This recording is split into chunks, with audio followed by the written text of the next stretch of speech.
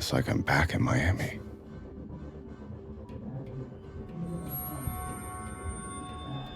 Batista. Angel! Dexter Morgan and Angel Batista finally come face to face in Dexter: Resurrection. And this time, it's not as old friends. It's the start of a rivalry that could end in prison or death. Because after the shocking events of Episode 7, Batista isn't just suspicious anymore, he's ready to take Dexter down. But how did we get here? And what moments in this episode prove Batista is the biggest threat Dexter has ever faced? Episode 7, titled Course Correction, is where everything shifted. The story begins at Prater's mansion, where Dexter and the Gemini killers are locked in a tense power struggle. The group's trust is fractured. Mia's death and Lowell's disappearance have everyone on edge. And in the middle of it all, Dexter finds himself forced to explain his own ritual. Now, here's the shocking part. Instead of faking it, Dexter essentially tells the truth, carefully avoiding his identity as the Bay Harbor butcher, but still close enough to his real methods that Prater buys in completely. That decision cements Dexter as more than an acquaintance. He's now Prater's friend, a dangerous connection that gives him protection, but also draws even more suspicion. At the same time, Batista's storyline begins to flare up. He's watching Dexter closely, connecting dots that have been left dangling since Miami. And while Dexter thinks he's still 2 steps ahead, Batista has already started laying traps, planting AirPods in Dexter's car to track him, listening, waiting, and preparing for the moment of truth. This is where things get emotional, because fans remember Batista as the loyal friend, the warm presence at Miami Metro, the man who always had Dexter's back. He was one of the few who actually cared about Dexter as a person. But now, that loyalty has been burned away. Batista has become something else, a relentless hunter. What makes it even more powerful is the motivation. Batista isn't in this for personal glory. He's carrying the weight of everything that went unsolved in Miami. The Bay Harbor butcher case, Laguerta's suspicions, the betrayals, the blood that still stains Dexter's past. And deep down, Batista feels betrayed. He wasn't just fooled by a colleague, he was fooled by a friend. If I really am who you think I am, this can't possibly end well for you. I'll take my chances, buddy. And that betrayal has hardened him into someone willing to sacrifice anything, even his life, to finally bring justice.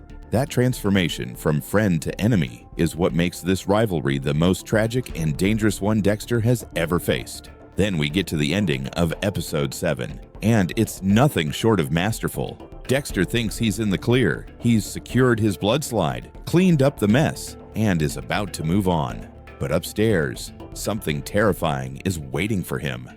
Angel Batista. In a scene that could go down as one of the tensest moments in Dexter history, Batista is casually teaching Blessing's family about Miami life. On the surface, it looks innocent, but beneath the surface, every word drips with subtext, because Dexter knows, and Batista knows. And for the first time, they're both standing on the knife's edge of the truth.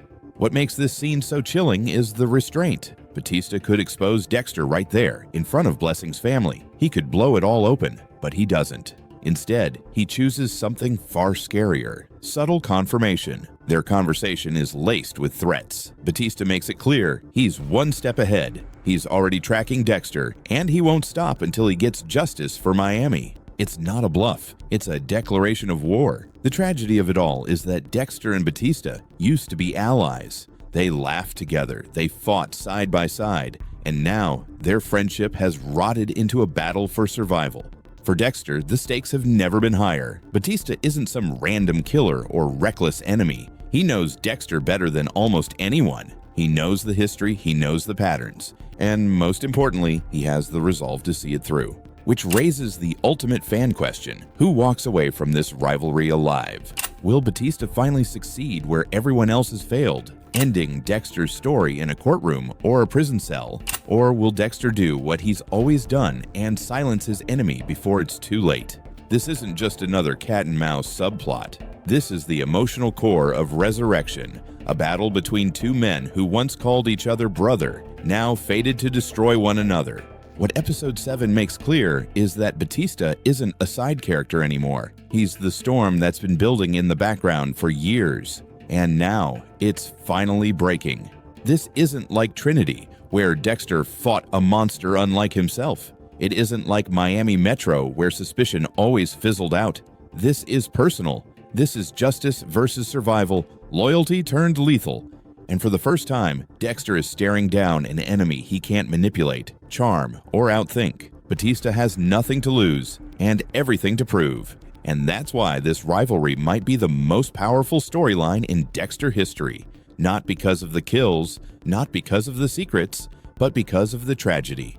Two friends, two brothers, and only one of them can survive what's coming.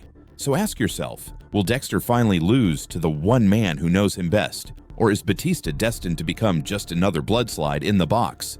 What do you think? Will Batista finally take down Dexter, or will Dexter add his old friend to the collection? Drop your theories in the comments below. And if you're still watching, type Dark Passenger, so I know you're part of the real fans who want to see this rivalry through to the end.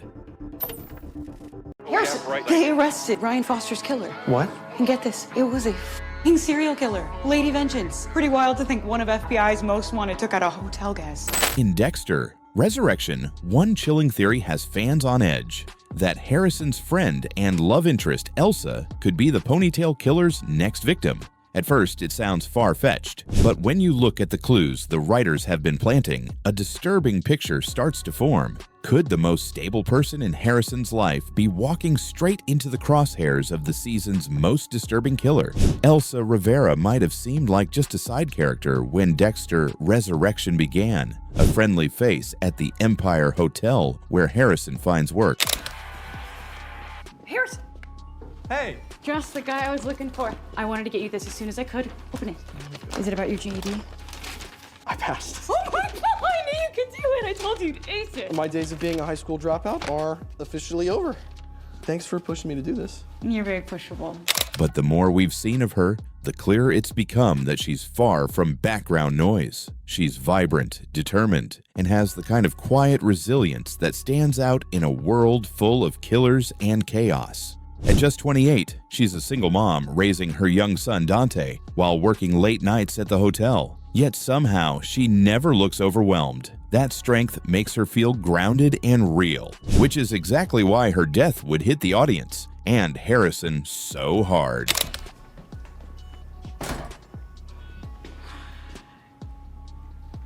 Is that the face you plan to wear out in public today? What? This is a tip killer. You gotta work on your customer service face. Okay. Eyes wide open. Big, closed mouth smile. Slight head tilt so they know you're really listening. You know, the opposite of whatever this is. Elsa isn't just a romantic filler in Harrison's story. She's the first true emotional anchor he's had since the loss of his father and his first kill. She pulls out a calmer, more thoughtful side of him. Their moments together, the way he looks at her, the quiet vulnerability they share, hint at something normal, something worth holding on to. He's my little monster. That kid's as good as they get. And in Dexter's world, normal almost always comes with an expiration date. The writers of Dexter rarely create characters like Elsa without a purpose. They introduce them to raise the emotional stakes, to remind us of what can be lost. Getting better? No, if anything, it's getting worse, so just keep an eye on it. Yeah. Got it. All right, I'm out of here. And with chaos swirling ever closer to Harrison, Elsa's importance makes her a prime target for danger. She's tied to the Empire Hotel, a location that's becoming more and more central to the story. And more importantly, she's tied to Harrison emotionally, making her the kind of character whose loss could devastate him. Enter Al Jolly, better known to fans as Rapunzel, the ponytail killer. Oh, you scored a goal? Oh, that's great, sweetie. Okay, listen, I gotta go, so love to you and Mom, okay? All right, bye. Mamma mia. Here we go again. Oh, look at you. Hi, honey. This feels more like a class reunion than a dinner with killers. Al, meet Red. Hey, get in here, big guy. On the surface, Al couldn't look less threatening. He's a heavy-set, middle-aged suburban dad with glasses, a tucked-in polo, and 4 kids. At serial killer dinner parties hosted by Leon Prater, he's cheerful, supportive, and even cracks jokes. But behind that warm smile is a man who has strangled at least 18 women to death, cutting off their ponytails as trophies. And these trophies aren't random. They're tied to a deep psychological trauma. All his victims wear their hair in ponytails, just like his abusive mother. Each kill is like erasing a piece of his past, a twisted ritual that makes his crimes even more disturbing. Al isn't some lone wolf hiding in the shadows. He's part of Prater's network of killers, literally being paid bonuses for every trophy he adds to the collection. He's already delivered 6 ponytails, and there's no sign he's slowing down. And here's where things get worrying for Elsa. She fits his victim profile perfectly, without even realizing it. Young, confident, and almost always wearing her hair tied back at the Empire Hotel. That small detail could be more than a costume choice. In Dexter, visual cues like this often foreshadow dark turns. Imagine Harrison watching Elsa from across the hotel lobby, completely unaware that someone like Al could be nearby, mentally adding her to his twisted checklist. This isn't bad luck. This is methodical hunting. And because Al hides behind the mask of a wholesome dad, Elsa would never suspect danger until it's too late. Now, if this theory holds, there are a few ways the writers could play it. The first is that Prater uses Elsa as leverage. We know Dexter has gone behind Prater's back before, and taking Harrison's girlfriend hostage could be the perfect way to force his hand. Prater wouldn't kill Harrison himself. He sees too much potential in him as the Bay Harbor Butcher's only biological son. But Elsa, she's the perfect pawn. The second possibility is more brutal. Al could kill Elsa purely by coincidence, not even knowing she's connected to Harrison. That random act of violence would send Harrison a devastating message that love and normalcy can't survive in this life. And this is where things could get dark. Elsa's death could push Harrison into the same emotional spiral his father went through after losing Rita and Deborah.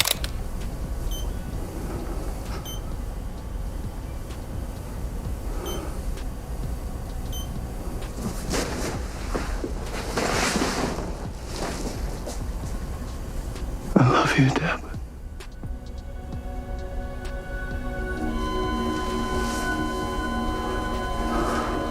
A tragedy like this could harden him, make him embrace the very darkness he's been resisting. It could even set up a season 2 where Harrison and Dexter either join forces as killers or become bitter enemies.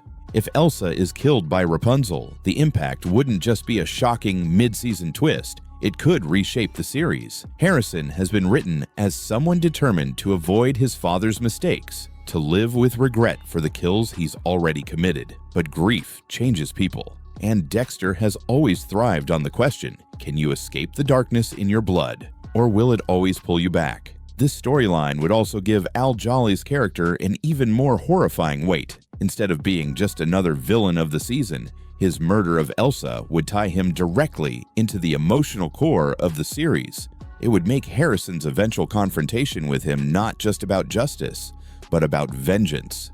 And thematically, it would mirror one of Dexter's most haunting patterns, that anyone who gets close to the Morgan family eventually ends up in danger. Elsa's potential death would be another reminder that in this universe, happiness is a fleeting illusion. Personally, I think the clues are too deliberate to ignore. Elsa's hairstyle, her growing closeness to Harrison, the way the camera lingers on her during key moments, it feels like the writers are setting her up for something big. And in Dexter, something big rarely means good news. If this theory is right, we're not just looking at a tragic love story. We're looking at the moment Harrison's entire character arc takes a sharp, dark turn. If Elsa is indeed the ponytail killer's next victim, her fate could change everything we thought we knew about Dexter. Resurrection. But what do you think? Is she truly in Rapunzel's sights, or is this all misdirection? If you're still watching, drop Elsa in danger in the comments so I know you're here until the end.